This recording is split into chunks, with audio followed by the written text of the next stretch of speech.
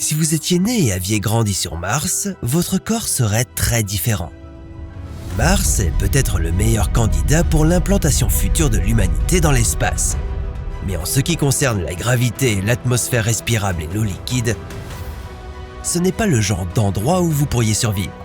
Du moins, pas dans votre état actuel. Si vous essayez de marcher sur la planète rouge sans combinaison spatiale, vous suffoquerez, vous gonflerez et vous mourrez empoisonné à cause des radiations extrêmes en quelques minutes. Ça ne serait pas beau à voir. Pour survivre dans l'environnement hostile de Mars, il faudrait être plus grand et plus mince. Avec une gravité d'environ 38% de celle de la Terre, vous n'auriez pas besoin de beaucoup de force musculaire pour marcher.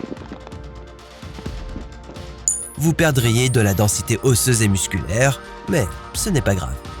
Votre stature plus grande nécessiterait moins d'énergie, ce qui est une bonne nouvelle, car la nourriture sur Mars serait plutôt rare.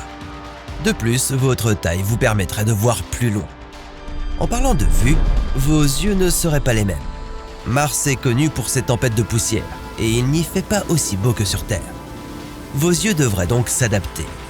Vous verriez mieux lors de faibles luminosités et vos larmes seraient collantes pour vous protéger de la poussière et des débris. Mars n'a quasiment pas d'atmosphère. Cela signifie deux choses. Premièrement, vos poumons se transformeraient en super poumons, capables d'extraire des traces d'oxygène de l'atmosphère martienne. Deuxièmement, votre peau adopterait un teint brun foncé pour vous protéger des radiations solaires nocives. En effet, sans atmosphère dense, Mars est baigné de radiation. Il fait également très froid sur la planète rouge. Avec l'absence quasi totale d'atmosphère, les températures varient d'un confortable 20 degrés à un froid glacial de moins 153 degrés. Votre peau plus foncée absorberait davantage de chaleur, ce qui vous aiderait à survivre lors des périodes de froid. Et si vous étiez né sur une planète beaucoup plus chaude que Mars? Bienvenue sur Vénus. Cette planète possède une atmosphère dense qui retient la chaleur du Soleil et transforme la planète en fournaise. Il y fait tellement chaud que si vous sortiez sans combinaison spatiale, vous seriez brûlé vif. Vous seriez également écrasé par la pression atmosphérique extrême, 92 fois supérieure à celle de la Terre. Pour s'adapter à ce monde brûlant, l'évolution favoriserait un petit corps robuste avec une peau épaisse et argentée. Votre peau devrait refléter la chaleur et les radiations intenses. Elle devrait aussi être capable de neutraliser l'acide sulfurique. Vous avez bien entendu. Vénus possède une épaisse atmosphère de dioxyde de carbone, avec des nuages composés de gouttelettes d'acide sulfurique. Il faut donc être prêt à résister aux pluies acides vénusiennes. Et un corps plus petit, plus compact, serait essentiel pour résister à la pression atmosphérique extrême. Mais l'atmosphère toxique de Vénus reste irrespirable. Il faudrait donc des réservoirs d'oxygène pour survivre. De plus, vous ne pourriez pas mener une vie active sur Vénus, car vous devriez conserver votre énergie et le peu d'oxygène disponible. Vous seriez pratiquement confiné dans vos quartiers d'habitation pendant toute la durée de votre séjour. Vivre sur Vénus serait difficile, même avec un squelette extrêmement solide. Essayons donc une autre planète, Mercure par exemple. Mercure est encore plus proche du Soleil que Vénus. Sur Vénus, il faudrait s'inquiéter de la chaleur extrême. Sur Mars, il faut s'adapter aux températures glaciales. Mais sur Mercure, vous devrez faire face aux deux. Tout comme sur Mars, Mercure n'a pratiquement pas d'atmosphère.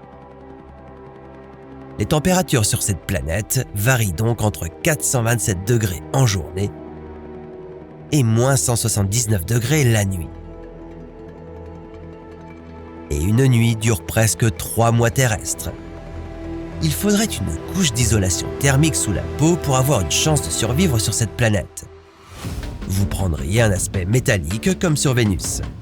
Mais cette couche aiderait à réfléchir la chaleur intense et à la retenir une fois que la température chuterait. Votre corps évoluerait pour devenir robuste et trapu, avec une couche de graisse vous permettant de rester au chaud pendant les nuits glaciales. Mais vos membres seraient plus longs et plus souples pour faciliter vos déplacements. Vous n'auriez pas beaucoup de muscles, car la gravité de Mercure ne représente que 38% de celle de la Terre. Vous développeriez des cellules résistantes aux radiations. En effet, Mercure est environ 3 fois plus proche du Soleil que la Terre, et il n'y a pas d'atmosphère pour vous protéger. Il serait impossible de respirer sur Mercure. Peut-être auriez-vous des poumons plus petits capables de stocker l'oxygène. Vous pourriez même évoluer pour avoir un organe spécial capable de produire de l'oxygène à partir des minéraux que vous ingérez. Un peu comme les plantes produisent de l'oxygène par photosynthèse.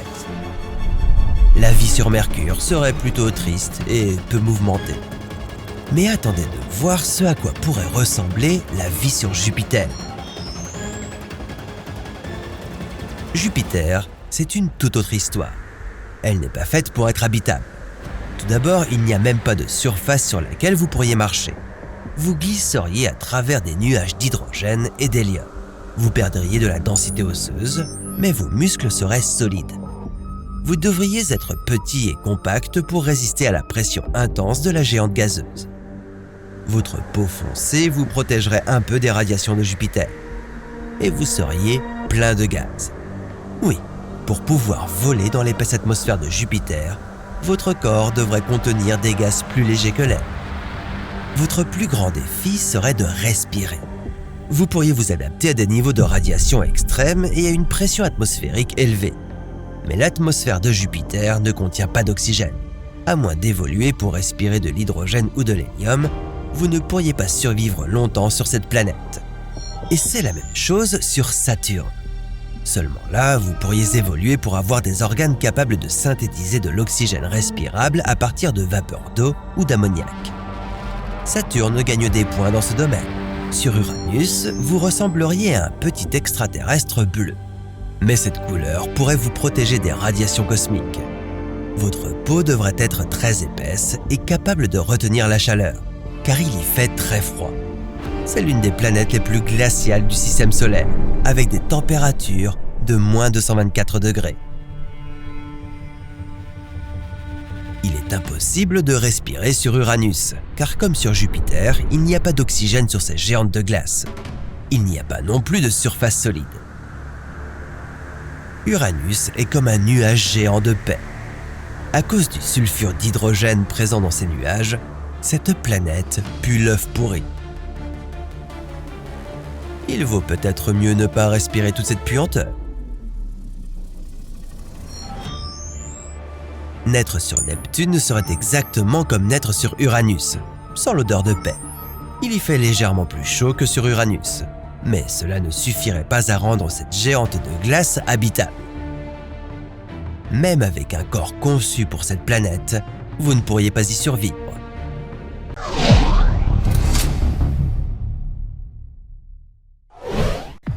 Bienvenue sur Io, l'une des 4 plus grandes lunes de Jupiter. Un monde terrifiant et inhospitalier, couvert d'énormes lacs de lave en fusion, plus grands qu'une ville entière. Il y a des centaines d'éruptions volcaniques qui dépasseraient un gratte-ciel. Oh, et sa surface est constamment déchirée par la force gravitationnelle de Jupiter. En bref, Io, c'est... Attends, vous m'envoyez là-bas, pas vrai? J'y viens. Laisse-moi finir l'introduction. Tu peux patienter une seconde? Oh oui, bien sûr.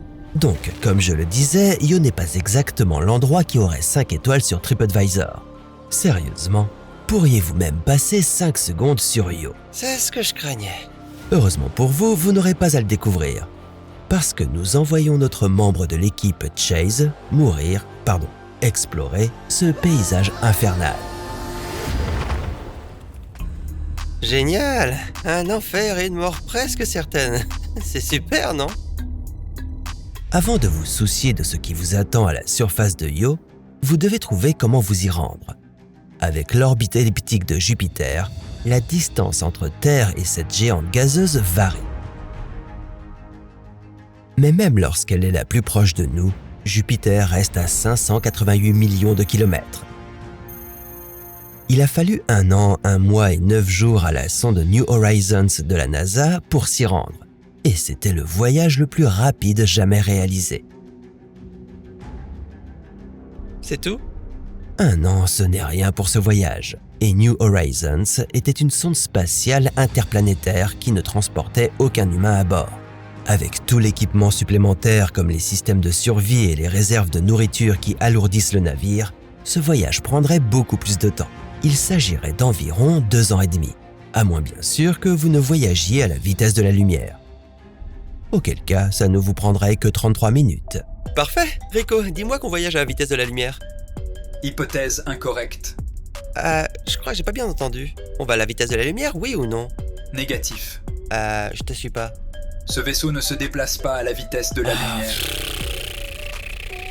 Oh non. Hors de question que je meure sur cette lune. Si je résume, il fait chaud, il y a des volcans et c'est une planète très instable qui pourrait m'écraser à tout moment. Cette fois, je suis prêt. Je sais exactement où trouver l'équipement de protection dont j'ai besoin. Un endroit si épique et étonnant que seules quelques personnes connaissent son existence.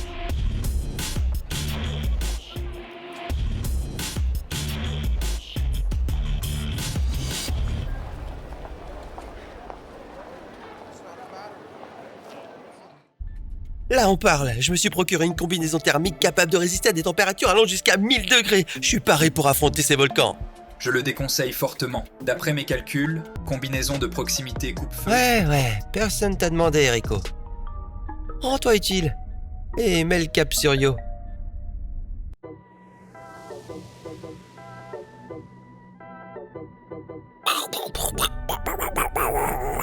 Attention, Chase, il y a un volcan. Saviez-vous que Jupiter a entre 80 et 95 lunes? On pourrait penser qu'il y aurait un nombre précis, mais non, les scientifiques les comptent encore. Ils ont clairement beaucoup de temps libre. Un peu comme moi d'ailleurs.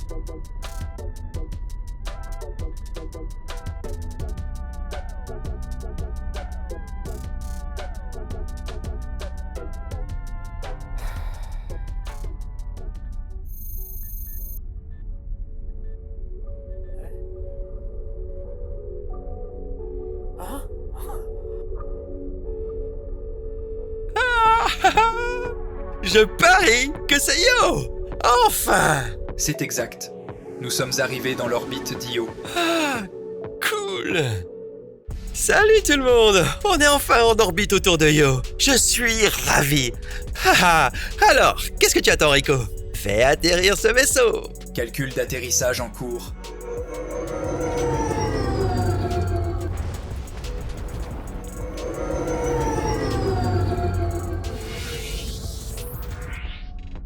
Ok, rien de tout ça ne semble prometteur. Atterrir sur Io serait difficile. Même si vous arriviez à la surface en un seul morceau, ce ne sera pas un atterrissage en douceur. Le champ magnétique de Jupiter est extrêmement puissant. Beaucoup plus puissant que le champ magnétique terrestre. Io est à seulement 422 000 km de Jupiter, ce qui signifie que la gigantesque magnétosphère de Jupiter frotte constamment Io. Et pas de façon douce. Quoi? Qu'est-ce que c'est que ça? Ça, c'est Io. Enfin, qu'une partie. Chaque seconde, Jupiter lui arrache littéralement 1 tonne de matière. Toute cette matière suit ensuite Io dans son orbite autour de Jupiter. Ici, la géante gazeuse charge les particules dépouillées de Io avec un rayonnement et transforme ce nuage de particules en plasma. Les scientifiques appellent cela un tor de plasma. Mais soyons honnêtes, c'est juste un énorme beignet radioactif. Ça, c'est mon genre de beignet. Certaines personnes les préfèrent au sucre, d'autres au chocolat. Moi, je préfère un nuage intense de radiation. Tor de plasma. Au fait, Rico, cette combinaison coupe-feu, elle est bien résistante aux radiations, hein? Négatif. J'ai pas bien compris. Non. Cette combinaison coupe-feu n'est pas conçue pour résister aux radiations. Vos chances de survie sont de 0,02%. Super. Que signifie Rico d'ailleurs? Ratio intelligent qualifié? Qualifié commence par un Q. Et ferme-la commence par un F. Bon, d'accord. Rico ne me recommande pas la combinaison coupe-feu. Apparemment, ce n'est pas idéal contre les radiations, ou quelque chose comme ça. Mais devinez quoi? Je n'ai besoin de rester que 5 secondes sur Io pour terminer ma mission. Et cette combinaison m'a déjà fait tuer. Trop de fois. Cette fois, je vais survivre. Séquence d'atterrissage initiée. Eh bien, bonne chance pour arriver à cette surface en constante évolution. L'orbite de la Lune coupe les lignes de force magnétique de Jupiter, transformant Io en un énorme générateur électrique en forme de boule avec une quantité énorme d'éclairs dans la haute atmosphère. Rico? C'est dingue! J'aurais aimé que quelqu'un me montre une simulation pour que je sache à quoi m'attendre!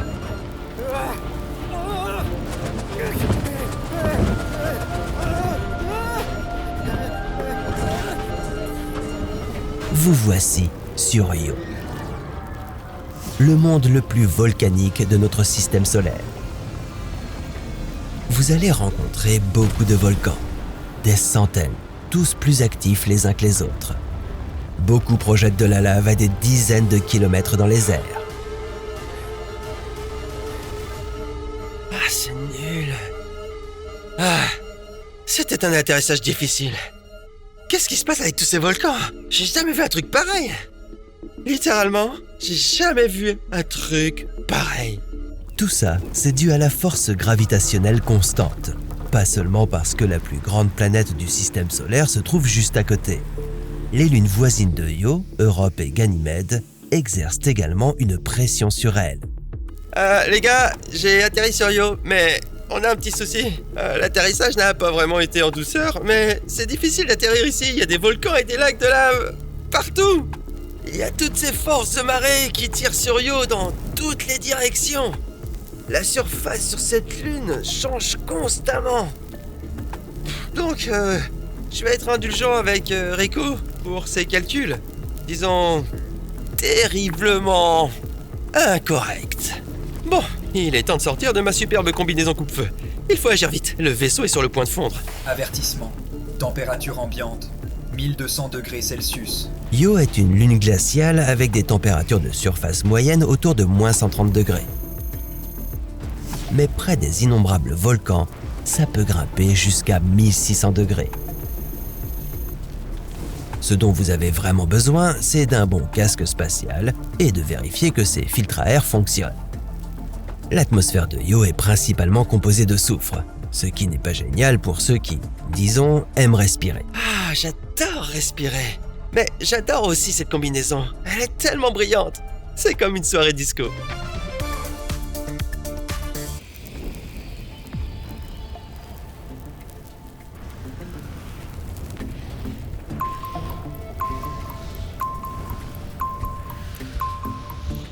Vous pensez que vous pourriez passer plus de 5 secondes ici?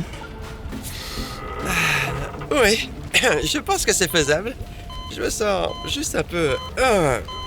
De quoi est composée l'atmosphère déjà? Soufre. Ce gaz qui n'est pas recommandé pour la respiration et peut rendre votre voix plus grave.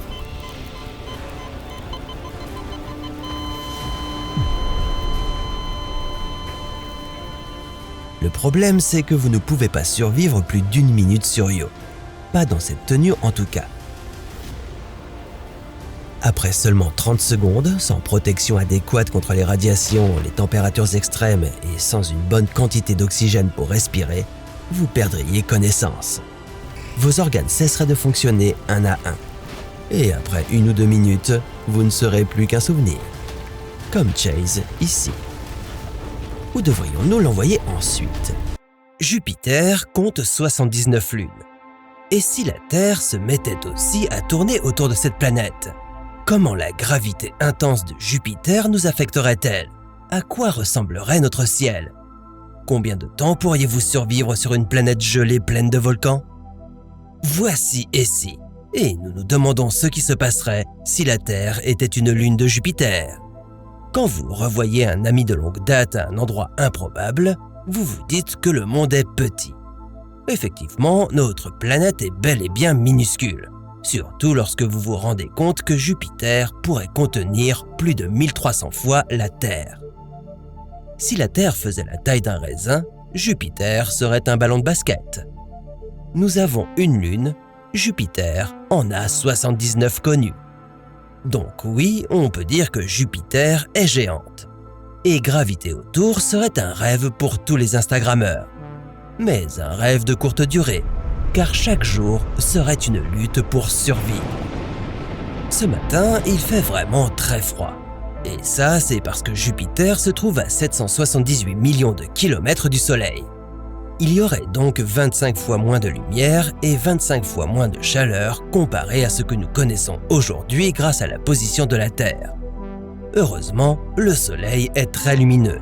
Nous aurions donc toujours un peu de lumière.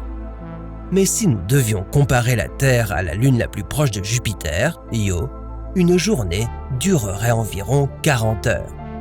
Bien sûr, cela n'aurait pas vraiment d'importance, car si vous étiez né sur la Terre-Lune de Jupiter, vous grandiriez probablement sans connaître la lumière du Soleil.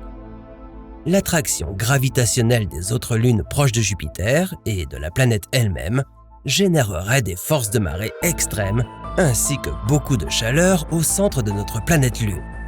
Cela explique pourquoi l'atmosphère de Jupiter est à environ moins 145 degrés, alors que la température de son noyau est plus chaude que la surface du Soleil. Alors oui, c'est comme ça que vous vous retrouvez dans un monde où si vous ne mourrez pas de froid, alors peut-être qu'un tremblement de terre, un tsunami ou une éruption volcanique finira par vous avoir. C'est soit ça, soit vous serez cuit sur place. Le champ magnétique de Jupiter est 10 fois plus puissant que celui de la Terre et émet 1 million de fois plus de rayonnement. Donc, si vous voulez survivre sur la Terre-Lune de Jupiter, vivre sous terre est votre meilleur pari. Une année sur Terre équivaut à un mois sur Jupiter, puisqu'il lui faut 12 ans pour faire le tour du Soleil. Chaque mois, la planète est frappée par environ 12 à 60 comètes ou astéroïdes. Quelle que soit leur taille, leur impact est beaucoup plus important, car l'attraction gravitationnelle de Jupiter accélère ces objets à une vitesse de collision de 216 000 km/h minimum. Si la Terre devenait l'une des lunes de Jupiter, nous serions dans la ligne de mire. En tant que planète beaucoup plus petite, nous pourrions moins absorber ce genre d'impact. Vous avez fait de votre mieux pour vivre sous terre, mais il n'y a plus d'endroit où aller lorsqu'un gros astéroïde anéantit votre maison. Merci d'avoir participé à ce défi. Vous aurez peut-être plus de chance la prochaine fois. Mais honnêtement, vous vous attendiez à quoi? Un raisin contre un ballon de basket? Ce n'est pas très équitable. Je vous félicite tout de même pour votre style, votre courage et surtout votre curiosité. 11 fois plus grosse que la Terre. Plus de 300 fois plus massive. Et 1 million de fois plus terrifiante. Jupiter ressemble à une belle boule de nuages tourbillonnants, mais son cœur constitue un enfer gazeux. Et si les choses prenaient une autre tournure pour la reine du système solaire? Et si Jupiter n'avait pas du tout été une géante gazeuse? Et si, au contraire, elle avait été une géante rocheuse? À quoi ressemblerait sa surface? Qu'est-ce qui pourrait rendre ce monde habitable? Et que se passerait-il si vous essayiez de marcher à sa surface? Voici Et si, et nous nous demandons ce qui se passerait si Jupiter était une planète rocheuse. Jupiter est vieille. Elle a environ 4,5 milliards d'années.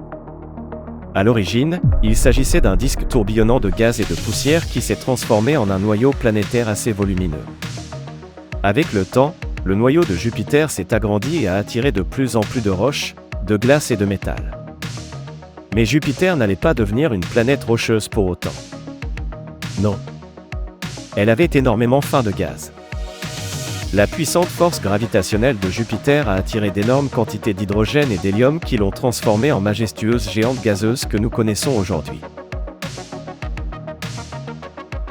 Et si les choses s'étaient passées autrement? Ben oui, et si? Et si, à la place du gaz, Jupiter avait continué à aspirer des matériaux rocheux jusqu'à devenir le monde terrestre le plus massif du système solaire? Serait-ce été la fin de tout notre voisinage planétaire? Dans ce scénario apocalyptique, voyons voir ce qui se passerait si on gardait la taille de Jupiter telle qu'elle est aujourd'hui. Sauf que désormais, il n'y aurait plus que de la roche, et aucun gaz. Jupiter serait alors incroyablement massive. Elle serait 4 fois plus lourde que sa forme gazeuse. Et n'oubliez pas que la Jupiter gazeuse est déjà environ 2 fois plus massive que toutes les autres planètes du système solaire réunies.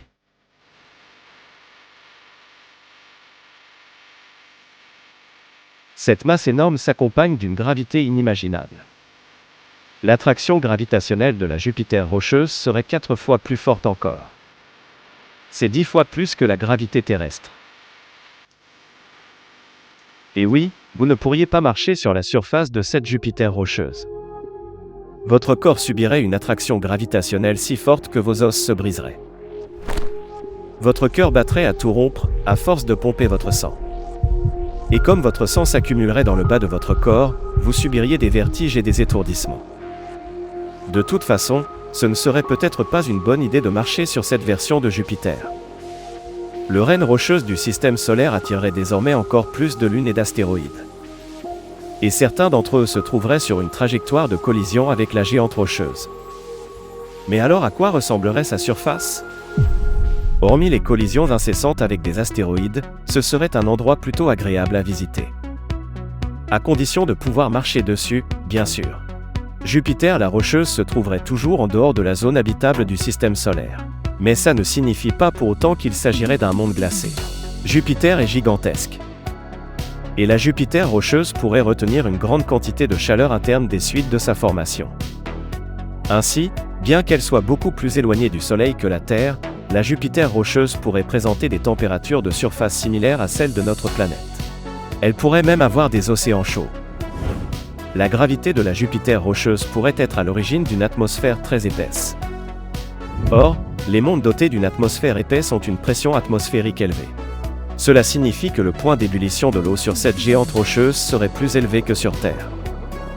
Et les océans pourraient donc avoisiner les 200 degrés Celsius et rester liquides. Je vous déconseille de vous y baigner.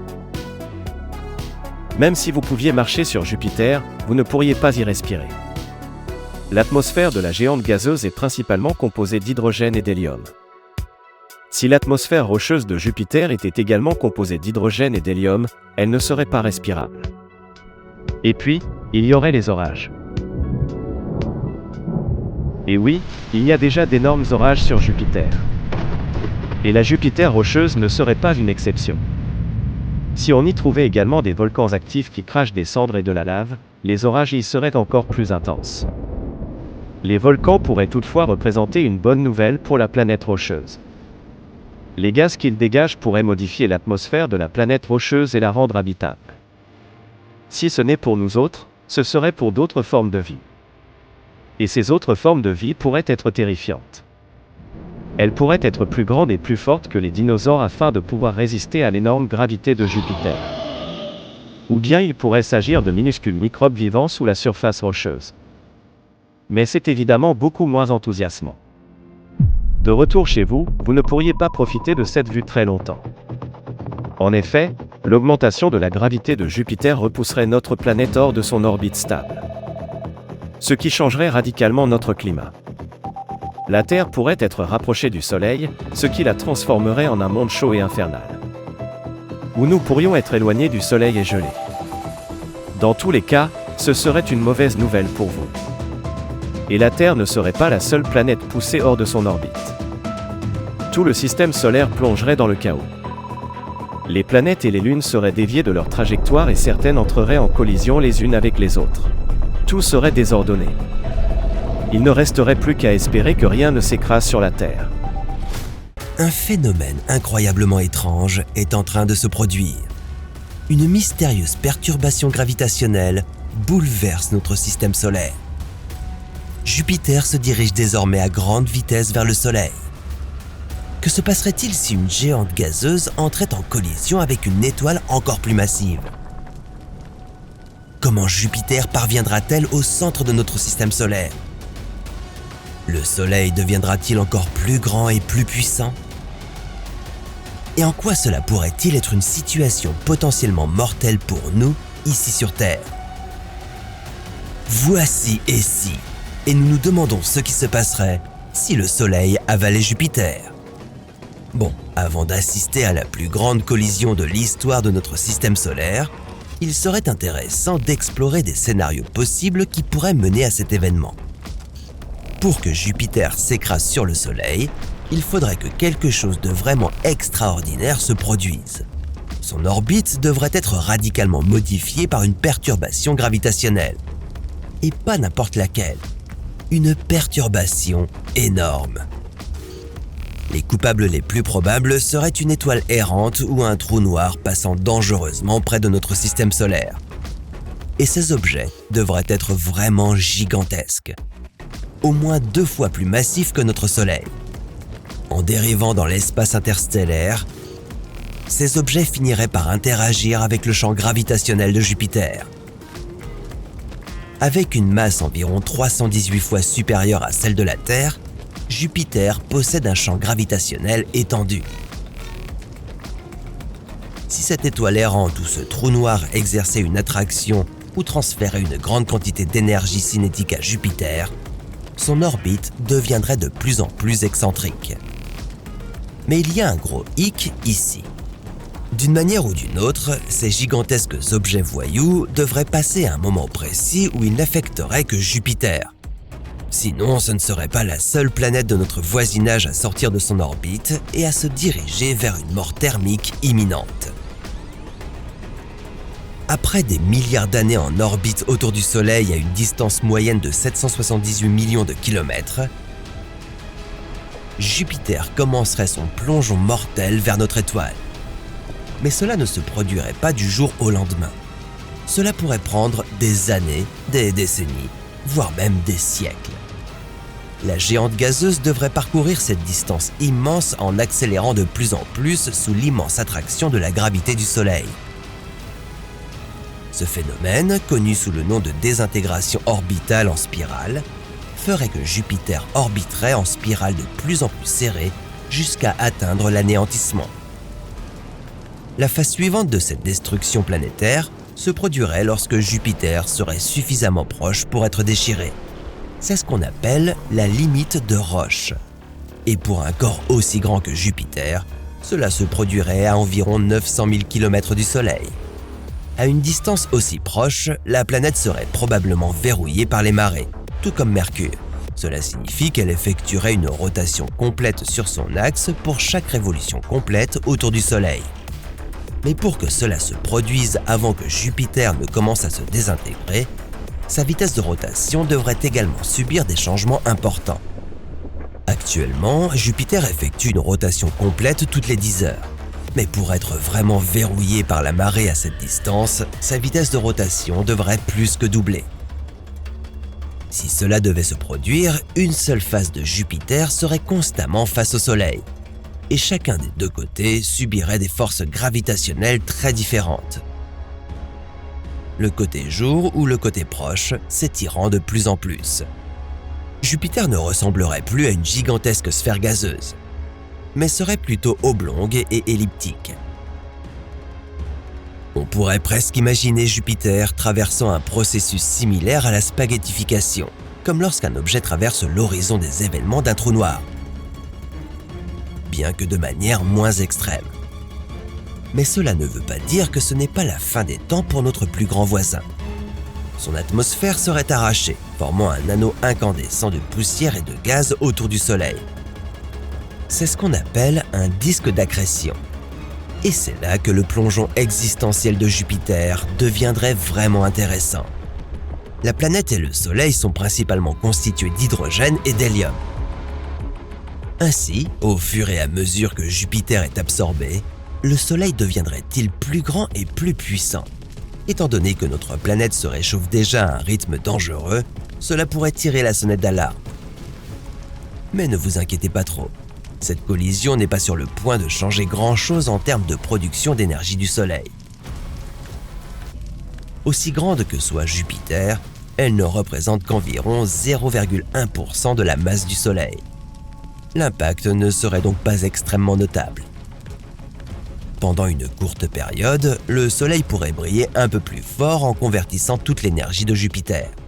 Ce serait le premier effet que tout ce scénario aurait ici sur Terre. Vous auriez droit à un peu plus de soleil pendant la journée et le ciel nocturne serait un peu plus lumineux lorsque vous regarderiez les derniers jours de Jupiter avant qu'elle ne disparaisse dans le Soleil. L'effet le plus important viendrait du gigantesque vide gravitationnel laissé par Jupiter dans notre système solaire. Pendant des milliards d'années, Jupiter a agi comme un aspirateur cosmique, attirant des comètes et des astéroïdes de toutes formes et tailles. Sans sa présence, la Terre se retrouverait exposée à de nouveaux dangers.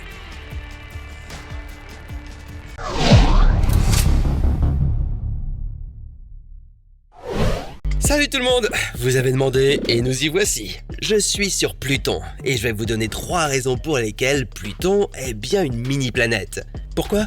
Parce que quelqu'un doit défendre ce petit bout d'univers. Regardez cette planète, elle est trop mignonne. Analyse des conditions. Atmosphère. Azote, traces de méthane et de monoxyde de carbone. Température actuelle. Moins 232 degrés Celsius. Oui, il fait froid. Mais c'est logique. Pluton est à environ 6 milliards de kilomètres du Soleil.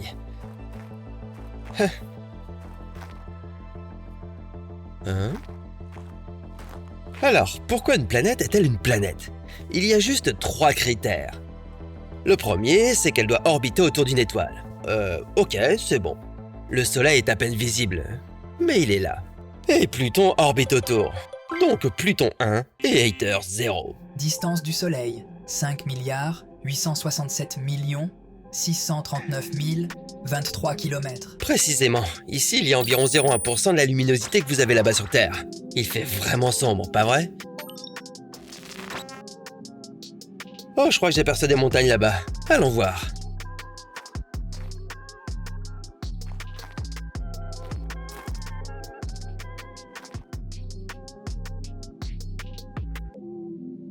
Rico, tu te souviens de la fois où on a regardé le film Lolita malgré moi? Négatif. Ça m'a rappelé quand j'étais harcelé et quand toutes ces belles extraterrestres m'ont recalé.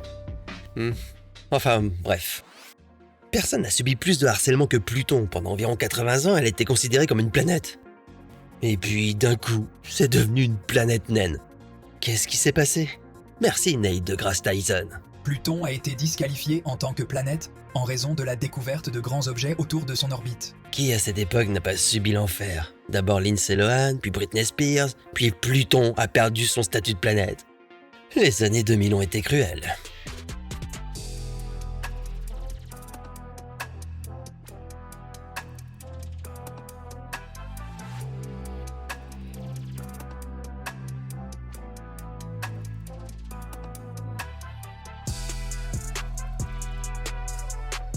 Oui, c'est bien une montagne là-bas.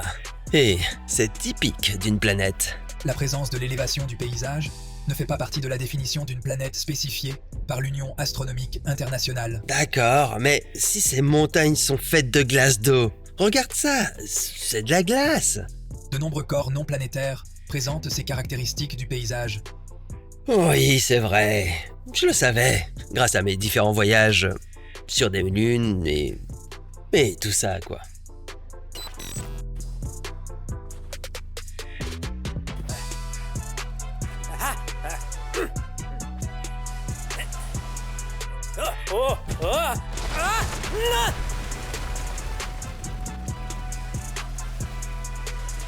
Bon, j'ai essayé de marquer des points pour Pluton ici.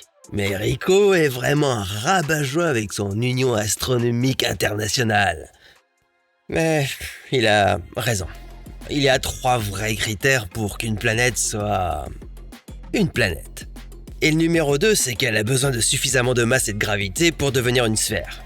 Certains astéroïdes ont des formes complètement folles. Cependant, aucun d'entre eux n'est plat. Désolé les platistes, vous avez toujours tort.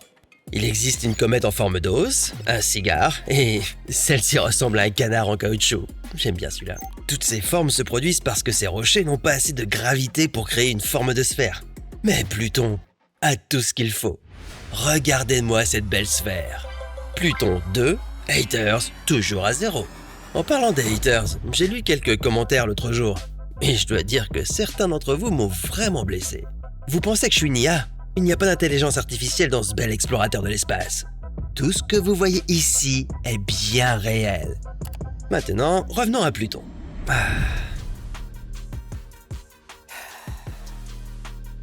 Vous oubliez le 3e critère pour être une planète. Un corps céleste doit avoir une force gravitationnelle suffisante pour dégager la zone de son orbite. Pluton partage son orbite avec plein de petits corps glacés de la ceinture de Kuiper. Pluton ne peut donc pas être classé comme une planète.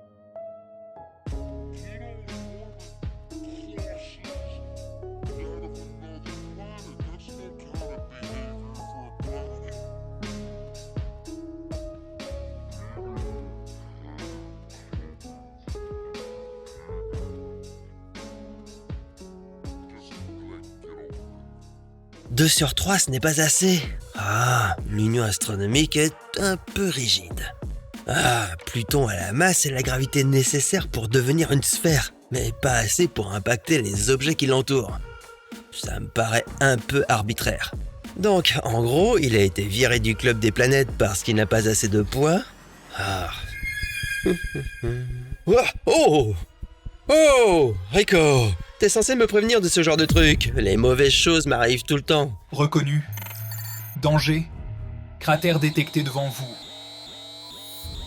T'es sérieux? Oui, je vois le cratère, Rico. Merci. Regarde-moi ça, c'est énorme! Les cratères sur Pluton peuvent atteindre un diamètre de 260 km. Wow! Ce n'est pas comme la moitié de la taille de ce rocher? Pluton mesure 2376,6 km de large. C'est environ 2/3 du diamètre de la Lune. Quoi? 2400 km? Je pourrais parcourir cette distance en 4 jours. Faux.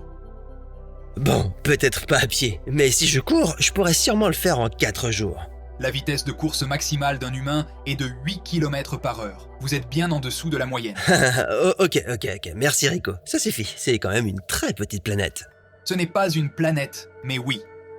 D'accord. Pluton est une planète naine. Cela signifie que nous devons juste trouver un moyen de lui faire prendre un peu de poids.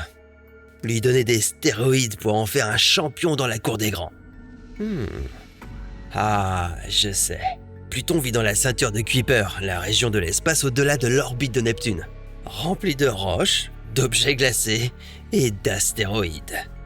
Certains de ces objets sont assez grands, pas assez grands pour être des planètes, mais peut-être que si nous les mettions ensemble, on pourrait créer la plus grande planète de tous les temps. Calcul de la probabilité de créer la plus grande planète de tous les temps. 0,0005%. Rico, sérieux, c'était une hyperbole. Je ne peux pas comprendre les blagues. Bon, ce n'est pas la plus grande planète de tous les temps, mais elle serait plus grande qu'elle ne l'est aujourd'hui. Voyons. Ok, si je fais ce calcul-là... Ouais... Ok, ça prend... en fait, je veux pas faire ce calcul. Rico, calcule la masse de Pluton si elle absorbait tous les objets de la ceinture de Kuiper. La nouvelle masse serait de 6 x 10 au 23e puissance kg. Le nouveau diamètre serait de 8500 km. D'accord. Oh, ok, c'est plutôt clair. Mais peut-être que pour les gens dans le public qui n'ont pas compris, tu pourrais expliquer ces chiffres? Pluton aurait une masse supérieure à celle de Mercure et presque aussi grande que Mars. Elle serait plus large que de nombreuses planètes, y compris Mercure et Mars. C'est bon ça! Elle serait définitivement classée comme une planète alors! Rico, fais en sorte que cela se produise. Évaluation des risques. Conséquences désastreuses prévues.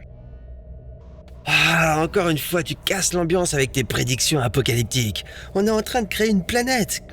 Qui sait? Elle pourrait être habitable.